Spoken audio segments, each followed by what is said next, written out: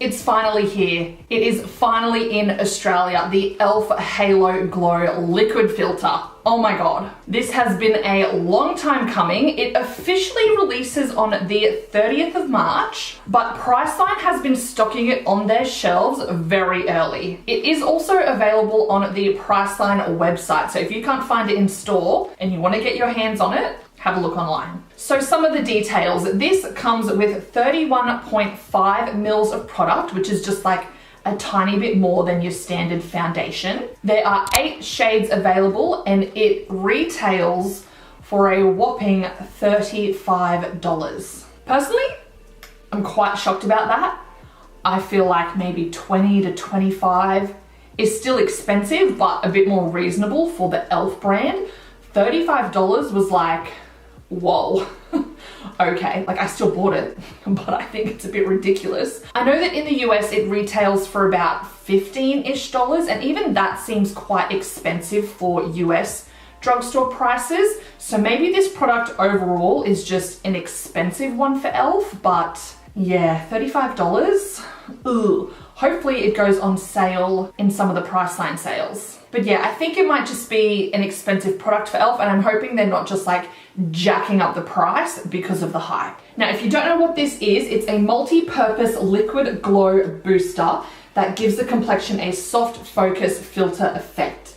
It contains hyaluronic acid and squalane, which is good for moisturizing and hydration. It can be worn alone, it can be worn under or mixed in with your foundation or as a highlighter. Now, we all know that the e.l.f. is meant to be a dupe for the Charlotte Tilbury Hollywood Flawless Filter. So let me just give you a breakdown of the details. As I said, the e.l.f. comes in 8 shades, 31.5 mils and retails for $30. The Charlotte Tilbury comes in at 12 shades, it has 30 mils of product and retails for $65. Now, I picked up the lightest shade in the range, which is called One Fair, and I'm actually pretty disappointed at how dark it swatches. I'm hoping that it blends out better once it's on the face, but from the swatch, I'm a little bit nervous. Let me show you some other swatches compared to the Charlotte Tilbury and the Maybelline Glow Perfector. So here we have the e.l.f. Halo Glow in One Fair, the Charlotte Tilbury in One Fair, and this is the Maybelline Glow Perfector in 00 Fair Light. All right, let's go ahead. Now, first of all, it's got a huge doe foot applicator, which actually brings out quite a nice amount of product.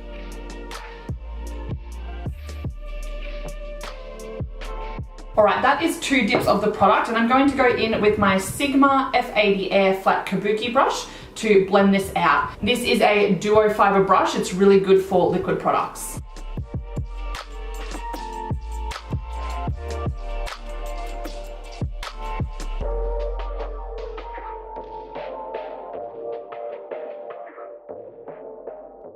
All right, so far it feels really lightweight on the skin and I am loving the luminosity.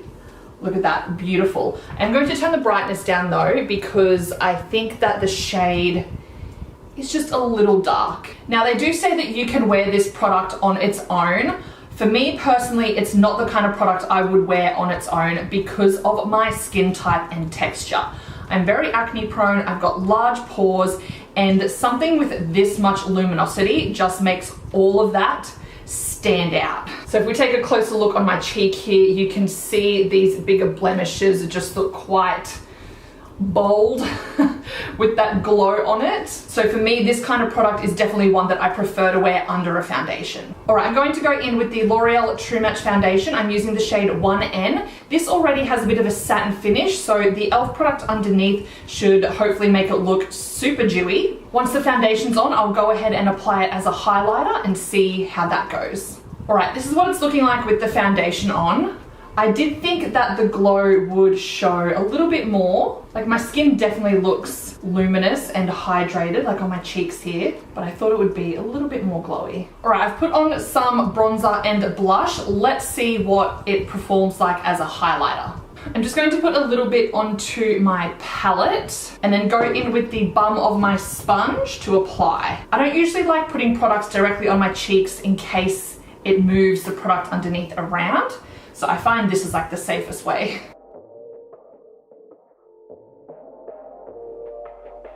Okay, that is beautiful as a highlight.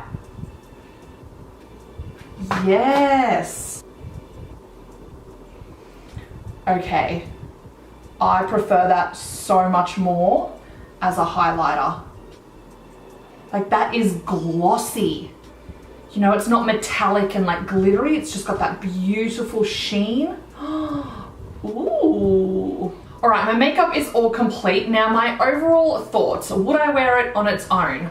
Not for me. As I said, because of my skin type and texture, it just accentuates all of that a bit too much. I did find there was a little bit of coverage, so if you do have like beautifully smooth, flawless skin, I think you would be able to use it as a product on its own. I also have combination skin. I get a little oily throughout my T-zone during the day, so I don't think the glowy product mixed with my natural oils would really be a good combination. It's sitting really well. It didn't mess with the foundation formula. As I said, I was expecting it to get a little bit more glow come through, but I guess it depends on what foundation you're using. My favorite way to use it was as a highlighter. I feel like it gives the most beautiful, glossy, wet look, very natural and dewy. I love that. It's definitely nice and hydrating like it claims. Did it give me that really soft focus filter that it says it will do? I'm not quite sure. I was having a hard time articulating my thoughts when I was filming. Let's blame the baby brain. So here is an overview of all three products compared to each other. Starting with the e.l.f, as I said, the lighter shade is too deep on its own, but it looks fine once I have foundation over the top.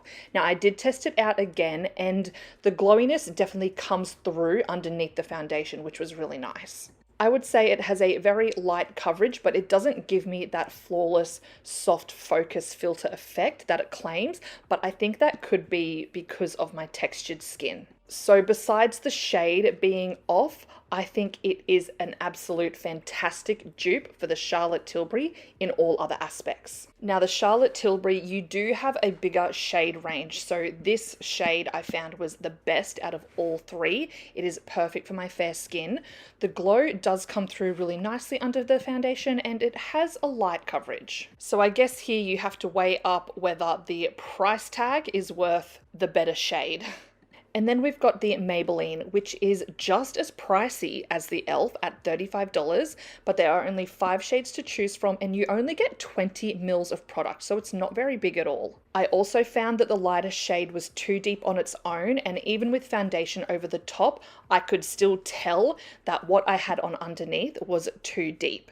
Now, I do find that this one gives a better coverage and looks a bit more smoothing, but it's not as glowy as the e.l.f. or the Charlotte Tilbury. So as you can see, I think there are pros and cons to all three products. So when it comes to deciding which one is best for you, I guess just take this information and figure that out. Best of luck. For me, I just feel like not one of these is absolutely perfect when it comes to formula, shade, and price. If the e.l.f. had a shade the same as the Charlotte Tilbury, that would be my #1 recommendation, but it doesn't, so I don't know. Anyway, that is enough rambling. I hope that you found this video helpful. If you did, please give it a thumbs up. And if you're new here, I would love it if you would take a look around and consider subscribing. I do a bunch of content about drugstore makeup that is available here in Australia. You can also come and follow me over on Instagram and TikTok. All right, well, I hope you're all having a fabulous day. Please let me know your thoughts down below because I would love to chat about it, and I hope to see you in the next one. Bye.